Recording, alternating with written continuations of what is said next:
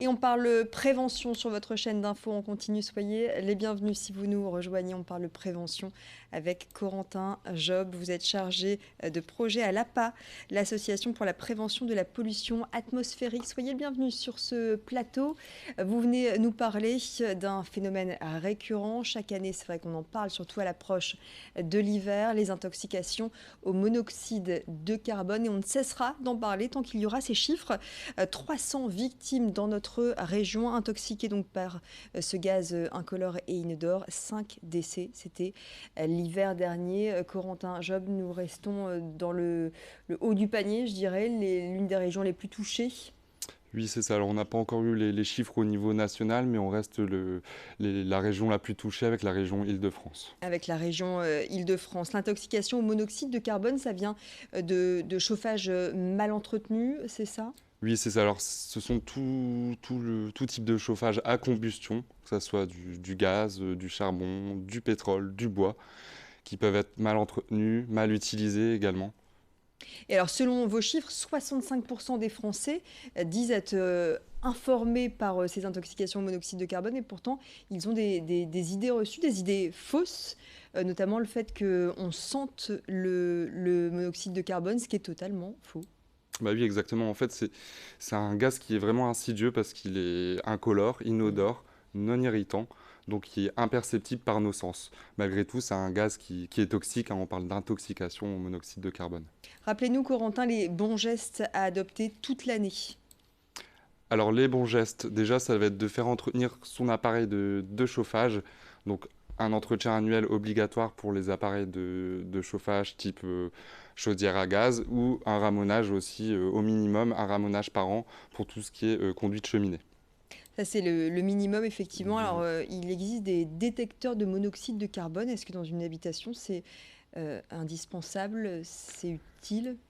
Alors, c'est pas indispensable, ça peut être utile justement pour prévenir les risques de concentration importante en monoxyde de carbone, mais c'est pas pour ça qu'il faut pas réaliser les gestes de prévention primaire.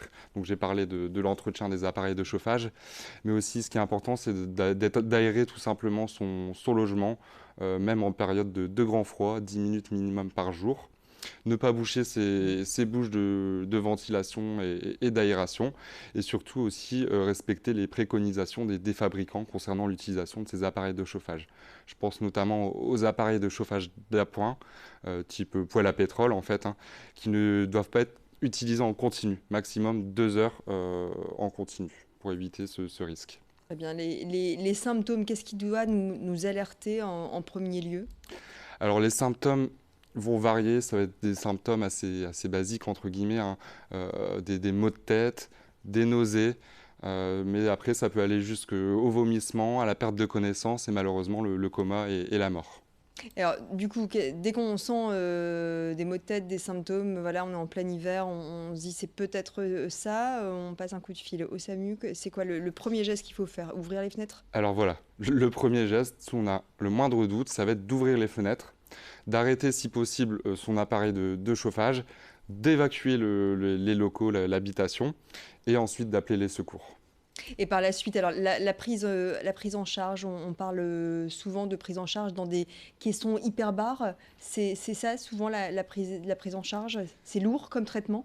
Voilà, alors en fait, il faut savoir que par rapport au monoxyde de carbone, le monoxyde de carbone va prendre la place de l'oxygène dans le sang, ce qui fait que comme traitement, on va préconiser une oxygénothérapie ou, dans les cas les plus graves, la mise en caisson hyperbare qui se situe dans notre région au niveau du CHRU de Lille. Au niveau du CHRU, vous le disiez en début d'interview, la région des Hauts-de-France avec l'Île-de-France reste les plus concernées par ces intoxications au monoxyde de carbone. Comment on peut encore l'expliquer malgré toute la prévention? Il y a encore beaucoup de chauffage au fioul, au charbon? Alors voilà, ça a tendance à diminuer, hein, ces dernières années, mais on a encore, notamment sur le bassin minier, des gens qui utilisent le chauffage au charbon, qui est quand même un mode de chauffage à risque, surtout en période de redoux. Et aussi, bah voilà, on a aussi une région où il ne fait pas forcément toujours très beau par rapport à dans le sud, donc on utilise plus régulièrement nos appareils de chauffage.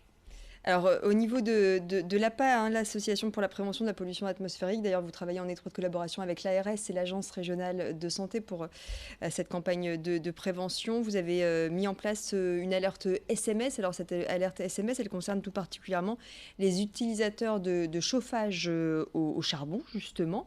En quelques mots, c'est quoi cette alerte SMS? Alors en fait, tout simplement, les personnes qui utilisent du charbon peuvent s'inscrire via SMS et recevoir une alerte en cas de période à risque, c'est-à-dire en cas de conditions météorologiques à risque, période de redoux, et être prévenus afin d'améliorer leur prévention, leur conseil de prévention et l'application des conseils de base. Voilà. D'accord, donc ça c'est tout particulièrement pour le chauffage au charbon dans le Nord et dans le Pas-de-Calais.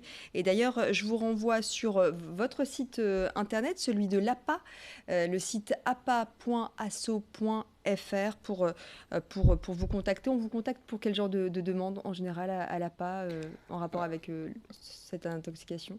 Voilà, ça va être tout simplement rappeler les conseils de base, mais aussi tout ce qui est question par rapport à la qualité de l'air à l'extérieur, à l'intérieur également. Vous conseillez justement la qualité de l'air, on en parle souvent. Parfois, on dit qu'à l'intérieur de chez soi, c'est plus pollué qu'à l'extérieur. En ville, c'est assez difficile à croire et pourtant, c'est la vérité. Qu'est-ce que vous conseillez en termes d'aération, même quand il fait froid? C'est vrai que le matin, c'est pas toujours évident d'aérer son logement. Oui, comme vous le dites, effectivement, l'air intérieur est plus pollué. Donc, d'après l'OQAI, l'Observatoire de la qualité de l'air intérieur, on est 5 à 8 fois plus pollué à l'intérieur qu'à l'extérieur. Et en plus de ça, on passe 80% de notre temps dans des espaces qui sont clos. Donc le conseil de base, ça va être d'aérer son logement en ouvrant tout simplement les fenêtres, en faisant un courant d'air, même en cas de pluie, en cas de neige, etc.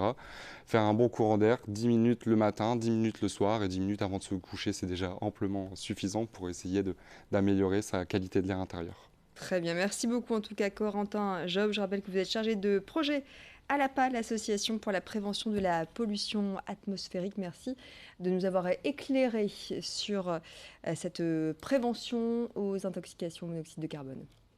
Merci.